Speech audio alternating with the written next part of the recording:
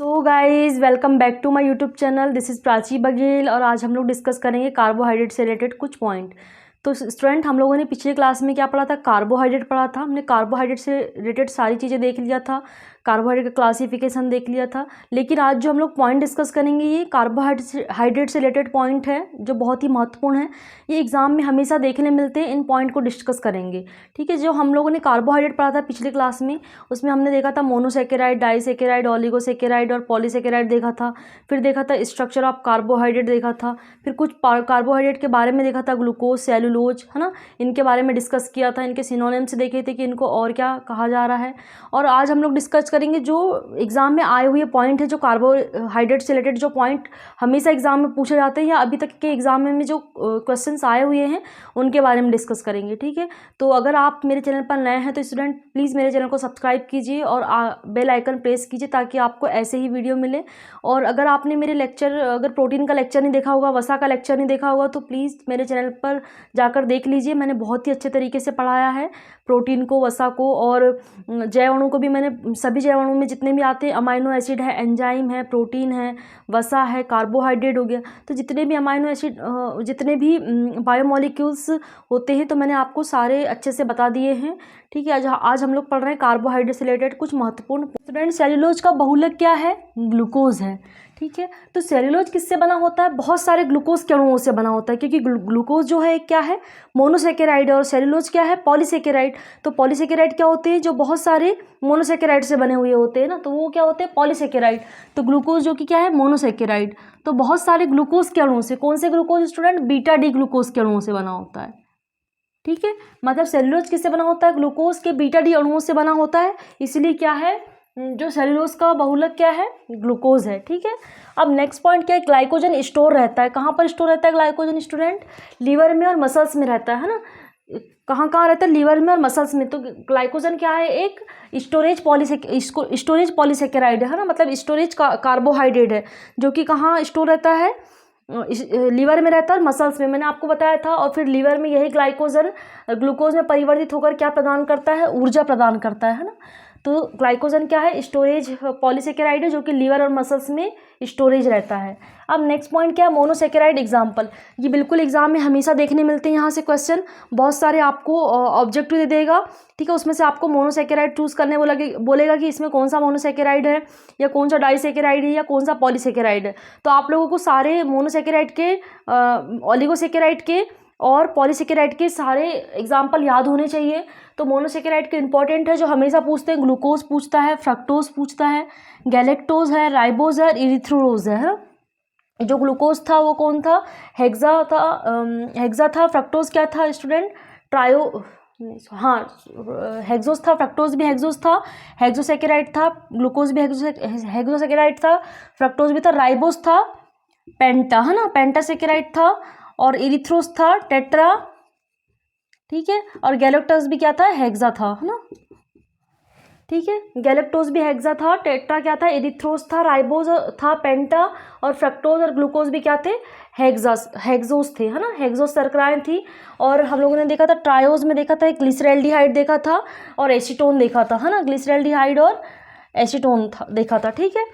तो आप लोग सभी के एग्जाम्पल याद रखेंगे। मोनोसेकेराइड के example glucose, fructose, galactose, ribose और एरिथ्रोलोज, ठीक है। अब नेक्स्ट है ट्राइसेकेराइड। ट्राइसेकेराइड भी बहुत इंपॉर्टेंट है। ट्राइसेकेराइड किस में आ रहा था स्टूडेंट? ये आ रहा था ऑलिगोसेकेराइड में आ रहा था ना। जो हम लोगों ने क्लासिफिकेशन पढ़ा था, मोनोसेकेराइड पढ़ा था, ऑलिगोसेकेराइड पढ़ा था और पॉलीसेकेराइड पढ़ा था, ठीक है। तो मोनोसेकेराइड के एग्जांपल हमने देख लिया। ऑलिगोसेकेराइड में आ रहा था डाइसेकेराइड, ठीक है। डाइसेकेराइड के एग्जांपल मैंने आपको बताया था कौन कौन से थे। डाइसेकेराइड के एग्जांपल सुक्रोज था, ठीक है, लैक्टोज था और क्या था? माल्टोज था,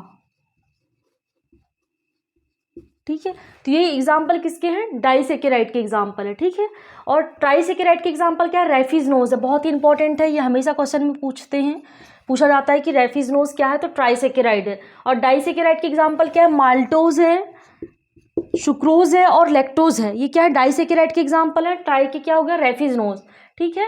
अब नेक्स्ट पॉइंट है, कार्बोहाइड्रेट में कार्बन, हाइड्रोजन और ऑक्सीजन का अनुपात कितना होता है स्टूडेंट? 1:2:1 होता है, क्या होता है, 1:2:1 होता है। बहुत ही इंपॉर्टेंट पॉइंट है ये भी, क्योंकि इसमें जो कार्बन का अनुपात होता है 1, हाइड्रोजन का होता है 2 और ऑक्सीजन का होता है 1। ठीक है, बहुत इंपॉर्टेंट पॉइंट है ये भी। कार्बोहाइड्रेट में कार्बन, हाइड्रोजन, ऑक्सीजन का अनुपात कितना होता है, 1:2:1 होता है। ये मैंने क्वेश्चन इसलिए बताया क्योंकि ये रिपीटेड क्वेश्चन है, हमेशा एग्जाम में ये क्वेश्चन रिपीट करता है कार्बोहाइड्रेट में, है ना। अब नेक्स्ट पॉइंट क्या है, बादाम शर्करा कहलाती है। तो बादाम मतलब आलमंड, है ना, क्या है, आलमंड शर्करा। तो आलमंड शर्करा है। आलमंड शुगर कौन सी होती है स्टूडेंट, माल्टोज होती है। ठीक है, कौन सी होती है, माल्टोज होती है। माल्टोज को फुलाने पर, है ना, या अंकुरित किसको, बादाम को फुलाने पर या अंकुरित करने पर कौन सी शर्करा बनती है, माल्टोज शर्करा बनती है। ठीक है, कौन शर्करा बनती है, माल्टोज शर्करा बनती है। वेरी इंपॉर्टेंट पॉइंट है ये भी। सबसे मीठी शर्करा कौन सी होती है स्टूडेंट, सैकरीन होती है। ठीक है, कौन शर्करा होती है, सैकरीन शर्करा होती है। ये बर्फ उद्योग में उपस्थित होती है, मतलब देखने मिलती ज़्यादा करके, या यूज़ होती है तो बर्फ उद्योग में यूज़ होती है। जो सैकरीन होती है उसके बाद अगर देखा जाए तो सबसे मीठी शर्करा कौन सी होती है, फ्रक्टोज, जिसको फलों की शर्करा बोलते हैं, है ना। उसके बाद है सैकरीन, सैकरीन के बाद है फ्रक्टोज, और फ्रक्टोज के बाद आता है क्या, सुक्रोज, है ना। सबसे ज़्यादा जो मीठी शर्करा है वो क्या है, सैकरीन है, फिर है फ्रक्टोज है, फिर है सुक्रोज है। ठीक है, तो ये ऑर्डर आप लोग याद रखोगे।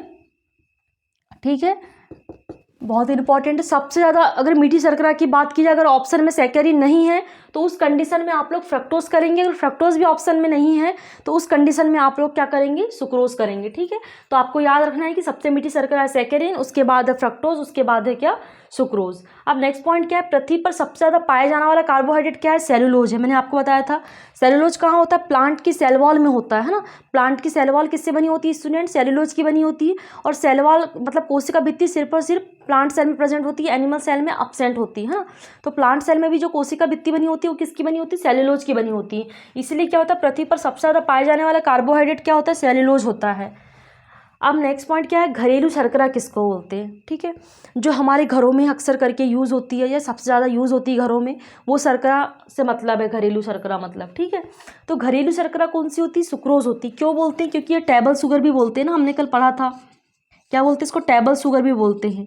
जो नॉर्मली हम लोग खाने में चीनी यूज़ करते हैं वो क्या है, एक टेबल शुगर है या सुक्रोज है। ठीक है, तो इसको ही क्या बोलते हैं हम लोग, घरेलू शर्करा। ये क्वेश्चन भी देखने मिला है मुझे, तो घरेलू शर्करा करके क्वेश्चन आया हुआ है। घरेलू शर्करा किसको बोलते हैं स्टूडेंट, सुक्रोज को बोलते हैं या टेबल शुगर भी बोलते हैं। अब नेक्स्ट पॉइंट है लेवुलोज, है ना, क्या है, लेविलोज किसे कहते हैं, लेविलोज किसको बोलते हैं, फ्रक्टोज को बोलते हैं। ठीक है, किसको बोलते हैं, फ्रक्टोज को बोलते हैं। मैंने आपको बताया था कि फ्रक्टोज को लेवुलेटरी शर्करा भी बोलते हैं। ठीक है, और ग्लूकोज को क्या बोलते हैं, डेक्स्ट्रो रोटेटरी शर्करा भी बोलते हैं। ठीक है, तो फ्रक्टोज क्या है, एक लेवोरेटरी शुगर है। ठीक है, यह लेवुलोज है। और ग्लूकोज क्या है, डेक्स्ट्रो रोटेटरी शुगर है, डेक्स्ट्रोज है। ठीक है, ये ग्लूकोज को और क्या बोलते हैं हम लोग, एल्डोज भी बोलते हैं, डेक्स्ट्रोज भी बोलते हैं। और फ्रक्टोज को क्या बोलते हैं, लेवुलोज भी कहते हैं। अब नेक्स्ट पॉइंट क्या है कि सबसे अधिक कार्बोहाइड्रेट किसमें पाया जाता है, अगर भोज्य पदार्थ की बात की जाए तो, जो खाद्य पदार्थ होते हैं जो यूज़ हमारे खाने में डेली में, तो अगर सबसे ज़्यादा अगर बात की जाए कार्बोहाइड्रेट की, है ना, खाद्य युक्त पदार्थों में, तो दलिया में होती है स्टूडेंट। ये भी क्वेश्चन रिपीट क्वेश्चन है, बिल्कुल आया एग्जाम में कि सबसे ज़्यादा कार्बोहाइड्रेट, उसमें बहुत सारे ऑप्शन दे देगा आपको। ठीक है, जैसे गेहूँ है, चना है ना, धान है। तो अगर ये सब ऑप्शन, या चावल दे देगा ऑप्शन, और दलिया भी ऑप्शन दे देगा, तो ऑप्शन क्या है, आंसर क्या है, दलिया है। ठीक है, तो सबसे ज़्यादा अधिक कार्बोहाइड्रेट कहाँ पाया जाता है, दलिया में पाया जाता है। अब नेक्स्ट पॉइंट क्या है, कार्बोहाइड्रेट द्वारा किस विटामिन का निर्माण होता है, बहुत इंपॉर्टेंट क्वेश्चन है ये। तो कार्बोहाइड्रेट द्वारा किस विटामिन का निर्माण होता है, विटामिन सी का होता है। मैंने आपको बताया था जब अंकुरित अनाज होते हैं तो अंकुरित अनाज से क्या प्राप्त होता है, माल्ट प्राप्त होता है ना। तो माल्ट में ही क्या रहता है, विटामिन सी प्रचुर मात्रा में रहता है। तो ठीक है, कार्बोहाइड्रेट के द्वारा किस विटामिन का निर्माण होता है स्टूडेंट, विटामिन सी का निर्माण होता है। बहुत ही इंपॉर्टेंट क्वेश्चन है। और विटामिन सी कहाँ पाया जाता है, सबसे ज़्यादा सिट्रस फलों में, है ना, या खट्टे फलों में पाया जाता है। ठीक है, कहाँ पाया जाता है विटामिन सी, खट्टे फलों में। खट्टे फल जैसे आंवला है, संतरा है। ठीक है, तो यहाँ पर कौन सा पाया जाता है, विटामिन सी पाया जाता है। इंपॉर्टेंट क्वेश्चन है। यहाँ पर जो मैं सारे पॉइंट डिस्कस कर रही हूँ, तो सारे पॉइंट्स बहुत ही इंपॉर्टेंट है और एग्जाम में देखने मिले हैं। ठीक है, तो आप लोग इनको अच्छे से रीड कर लीजिएगा। अब नेक्स्ट पॉइंट क्या है, स्टार्च सर्वाधिक पाया जाता है तो सर्वाधिक कहाँ पाया जाता है स्टूडेंट? आलू में पाया जाता है। हमें पता है कि जो एनिमल्स में स्टोरेज कार्बोहाइड्रेट क्या होता है? ग्लाइकोजन होता है। प्लांट में जो स्टोरेज कार्बोहाइड्रेट क्या होता है? स्टार्च होता है। ठीक है, तो सबसे ज़्यादा किस में पाया जाएगा स्टूडेंट? आलू में पाया जाएगा। इसलिए कहते हैं कि आलू नहीं खाना चाहिए क्योंकि फैट बढ़ता है उससे। ठीक है, मतलब कि क्या होगा कि ज़्यादा से ज़्यादा ग्लूकोज मिलेगा, ज़्यादा से ज़्यादा कार्बोहाइड्रेट मिलेगा, उससे स्टार्च मिलेगा, तो क्या रहेगा हमारे मतलब संचित भोज्य पदार्थ के रूप में हो जाएगा ना, मतलब स्टोरेज होने लगेगा बॉडी के अंदर भी। इसलिए आलू अगर जो हेल्दी रहते हैं या डाइट पे रहते हैं तो उनको आलू खाने से मना किया जाता है, क्योंकि क्या होता है आलू में सबसे ज़्यादा स्टार्च होता है, जो कि एक क्या है? पॉलीसेकेराइड है। ठीक है, अब नेक्स्ट पॉइंट क्या है? यकृत में कितने ग्राम ग्लाइकोजन इकट्ठा हो सकता है ना? मतलब ये है कि हमारे जो लीवर में क्या होता है? ग्लाइकोजन इकट्ठा रहता है ना। हम लोग कल से पढ़ते आ रहे हैं कि जो लीवर में ग्लाइकोजन इकट्ठा रहता है ना। तो ग्लाइकोजन क्या है? एक स्टोरेज पॉलीसेकेराइड है। तो यकृत में कितने से कितना तक जो ग्लाइकोजन इकट्ठा हो सकता है स्टूडेंट? तो 100 से 200 ग्राम तक हो सकता है इकट्ठा, बस इतनी ही लिमिट होती है। ठीक है, ग्लाइकोजन में इकट्ठा होने की लिमिट कितनी होती है? 100 से 200 ग्राम ही लिमिट होती है। बाकी फिर मसल्स में इकट्ठा होने लगेगा। ठीक है, कहाँ इकट्ठा होने लगेगा? मसल्स में। इंपॉर्टेंट है। तो यकृत में कितने ग्राम ग्लाइकोजन इकट्ठा होता है? 100 से 200 ग्राम होता है। और बाकी फिर अगर इतनी लिमिट के बाद फिर अगर ज़्यादा ही मात्रा में हम लोग कार्बोहाइड्रेट युक्त भोज्य पदार्थ कर रहे हैं तो फिर कहाँ इकट्ठा होने लगता है? मसल्स में। ठीक है, अब नेक्स्ट पॉइंट क्या है? कार्बोहाइड्रेट तथा वसा की अनुपस्थिति में ऊर्जा देने का काम कौन करता है? तो मैंने आपको बताया था। ठीक है, जब हमको ऊर्जा की आवश्यकता होती है, जब हम लोग खाना खाते हैं तो ग्लूकोज मिलता है। ठीक है, ग्लूकोज मिलता है और सबसे जल्दी पाचन किसका होगा? ग्लूकोज का होगा। उसके बाद फिर अगर ग्लूकोज खत्म हो जाता है या फिर ग्लाइकोजन भी खत्म होने लगता है बॉडी से, मतलब उसके बाद फिर आता है फैट, है ना। फैट आता है, फिर फैट का भी पाचन हो जाता है। फिर सबसे लास्ट में किसका पाचन होता है स्टूडेंट? प्रोटीन का पाचन होता है ना। किसका पाचन होता है? प्रोटीन का पाचन होता है। तो अगर कार्बोहाइड्रेट भी एब्सेंट है बॉडी में, अगर वसा भी एब्सेंट है बॉडी में, ठीक है, तो उसके बाद फिर ऊर्जा देने का काम कौन करेगा? प्रोटीन करेगा। ठीक है, बहुत ही इंपॉर्टेंट पॉइंट है, तो याद रखोगे आप लोग। और अगर ऐसा भी क्वेश्चन पूछ सकता है कि कार्बोहाइड्रेट की अनुपस्थिति में ऊर्जा देने का काम कौन करता है, तो कौन करता है? वसा। मतलब सबसे पहले आएगा कार्बोहाइड्रेट, उसके बाद आएगा क्या? वसा आएगा। ठीक है, उसके बाद क्या आएगा स्टूडेंट? प्रोटीन आएगा। मतलब सबसे ज़्यादा मतलब सबसे पहले ऊर्जा देने का काम कार्बोहाइड्रेट करेगा। जब कार्बोहाइड्रेट की अब्सेंस में कौन करेगा? वसा करेगा। फिर वसा की भी अब्सेंस में किसका होगा? प्रोटीन का होगा। इंपॉर्टेंट पॉइंट है। ठीक है, तो याद रखोगे आप लोग, सबसे पहले कार्बोहाइड्रेट, फिर वसा, फिर प्रोटीन। ठीक है, अब नेक्स्ट क्या है? General formula of carbohydrate. ये क्वेश्चन भी हमेशा पूछता है, तो मैंने आपको बताया था जनरल फार्मूला आप लोग इतना याद रखेंगे, कार्बन का N होता है, हाइड्रोजन का 2N होता है और ऑक्सीजन का भी N होता है। ठीक है, इसको हमने अलग अलग टाइप से भी बनाया था। कैसे बनाया था? इस टाइप से भी लिख सकते हैं इसको। ठीक है, या CH2O पूरे का होल स्क्वायर N, इस टाइप से भी लिख सकते हैं हम, क्योंकि N है मतलब कि कार्बन का भी नंबर N है, फिर हाइड्रोजन 2 ऐड हो जाएगा, मल्टीप्लाई N मतलब 2N हो जाएगा और ON हो जाएगा। ठीक है, हम लोग इस टाइप से भी इसको लिख सकते हैं, या फिर हम लोग इसको और अलग तरीके से लिख सकते हैं, CnH2O, ठीक है, N, इस टाइप से भी लिख सकते हैं इसको। ठीक है, इसमें भी CN हो गया अलग, फिर ये C2N हो जाए, सॉरी H2N हो जाएगा और ON हो जाएगा, है ना। तो हम लोग ऐसे भी इसको लिख सकते हैं। ठीक है, तो आप लोग हर तरीके से इसका फार्मूला याद रखेंगे, क्योंकि एग्जाम में हमेशा क्वेश्चन पूछता है जनरल फार्मूला ऑफ कार्बोहाइड्रेट। अब नेक्स्ट पॉइंट क्या? रेड्यूसिंग शुगर किसको बोलते हैं? ठीक है, रेड्यूसिंग का मतलब क्या होता है स्टूडेंट? अपचाई। क्या होता है? अपचाई। अपचाई शर्करा या अपचाई शुगर, है ना। तो अपचाई शुगर किसको बोलते हैं? ग्लूकोज को बोलते हैं। बहुत इंपॉर्टेंट पॉइंट है। तो अपचाई शुगर किसको बोलते हैं? ये रेड्यूसिंग शुगर किसको बोलते हैं? ग्लूकोज को बोलते हैं। ये भी क्वेश्चन आया हुआ है। अब नेक्स्ट पॉइंट क्या है? दो मोनोसेकेराइड के बीच में बंध कौन सा मतलब? ग्लाइकोसिडिक बंध बनता है। ठीक है, तो दो मोनोसेकेराइड जुड़ करके क्या बनाएंगे? एक डाइसेकेराइड बनाएंगे, है ना। अगर दो मोनोसेकेराइड, अगर तीन मोनोसेकेराइड जुड़ जाएंगे तो ट्राइसेकेराइड बनाएंगे। अगर चार मोनोसेकेराइड जुड़ जाएंगे तो टेट्रासेकेराइड बनाएंगे, है ना।